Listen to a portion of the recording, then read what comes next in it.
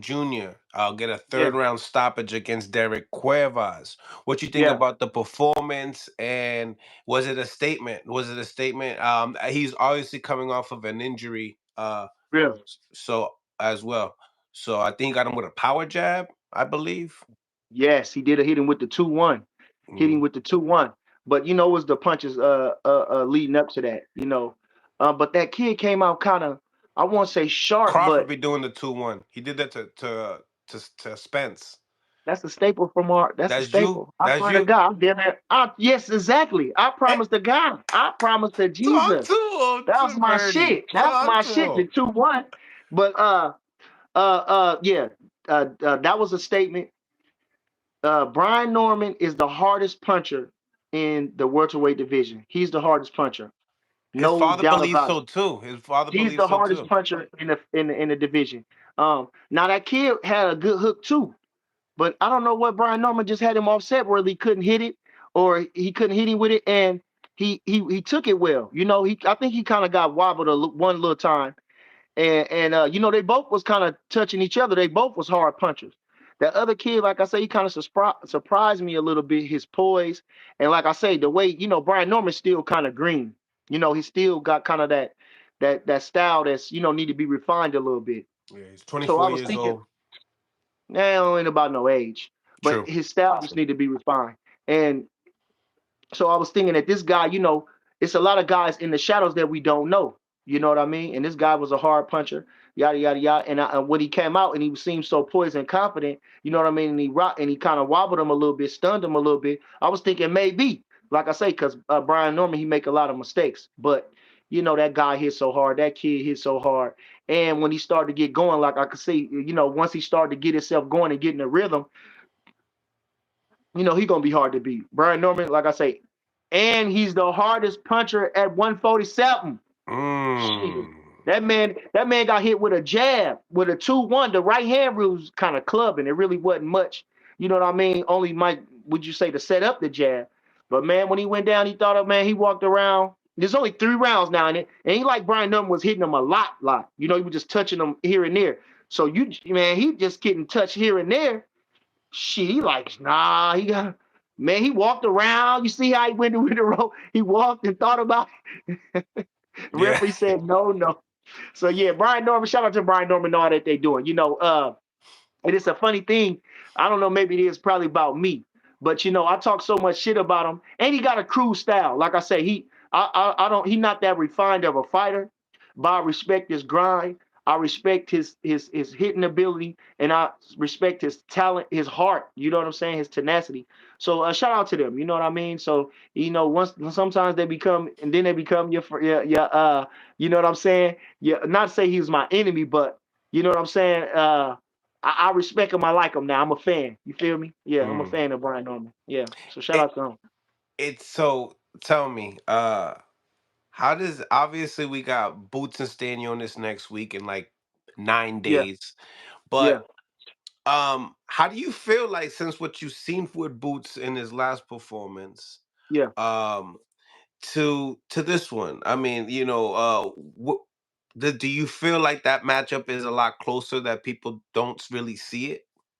I always thought it's a close matchup. All You them have guys that. at what? Yeah, yeah. Those guys at welterweight, nobody is really separated from the pack. I would say Brian Norman got the hardest puncher. He's the hardest puncher. I would say that Boots, he's the more all around type of guy. He's the Okay. he's the he's the better guy all around. I would say. Barrios, tall kind of guy, stick figure, decent puncher, boxer. Barrios ain't bad, and Stanios in the same way. Stanios ain't been having no fights though. Stanios been on the shelf for a little while, Hmm. and so I don't think nobody really. It's not really a standout, especially with Boots in his last performance. With the Karen guy and his last performances, period. He's not. He's the best one, but I won't say that. You know, he's like just outshining them guys all the way in a sense that those fights won't be competitive. But I think Brian Norman is the dark horse, and I don't think you beat Brian Norman because Brian Norman can take it and he can give it. You understand? Brian Mm. Norman can take it and he can give it, and you ain't just busting up on Brian Norman. You ain't just battering him. He ain't just taking punch like he's just a head fighter, space fighter. So you know what I'm saying? Brian Norman is the dark horse to win, and I think all them fights is good. He gonna fight Stanionis, which like I say, which is good because like when you got people in your corner, so you got Eddie Hearn, which is a great promoter. He making that Ring Magazine championship on there. But no way should the Ring Magazine be on the line because Stanionis ain't done nothing. Oh, okay. Okay. Stanionis ain't done nothing. Okay. At least Mario Barrios had defended his title a couple times. That's At your boy least I think. Turkey. Well, exactly, in there with Eddie Hearn. You understand? With a And sprinkle so of that. exactly, exactly, With the sprinkle of encouragement. exactly. And so they can, Lord willing, boots come through, so they can have that as another marketing tool. He's the lineal champion now. He's the, you know what I mean? So he'll have that Ring Magazine belt under his left, under his waist, and then all you have to do is, capture the other ones. But if he don't have it he's the Ring Magazine champion. So ain't none, that's when you want a manager or a promoter, that's what you want them to work it for you. They make shit happen for you. That mean he doing his job. But Mm. so yeah, that's a good fight. But you know, Brian Norman, I think Barrios I think he can beat Barrios too. I think he can beat Barrios. But I want to tell him at the same time, he's the youngest guy, he's the greenest guy. Let him make some money off the title. That's what I'll be trying to do. Make some money off the title. Because again, whoever won it, they're gonna have to go through me. So let me go ahead and make my little bones. I'm just talking. Go Let to me go ahead and Japan. make Go to my Japan and fight Jin Sasaki, the number 2 guy that you get a huge bag. okay, I don't know. That's who the number 2 WBO is? So That he 47? pulled up. He pulled up to the press conference. He had a letter, and yeah, he's top 2. Okay. Well, like I say, a guy like we ain't taking nobody lightly, but just make some money off the title, get your notoriety more up, and then what I'm saying, you be ready to handle them guys in another year and a half or so. Mm. That's what I would say. But get some money off the title. Get some money off the title, and but like I say, these guys ain't unbeatable. Barrios ain't unbeatable. Boots ain't unbeatable. You Right. understand? So shit. So we need to see these Hey, fights as fans.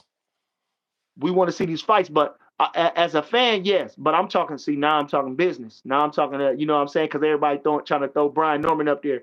Brian Norman, the hardest puncher, and it was somebody else they was talking about too. Keyshawn too. Yeah, let them make some money off the title. You don't just go to give up the title. That's Mm. the dumbest shit in the world to win the title and just go give it away for cash. That's you're more valuable with the title than without the title. Right. Right.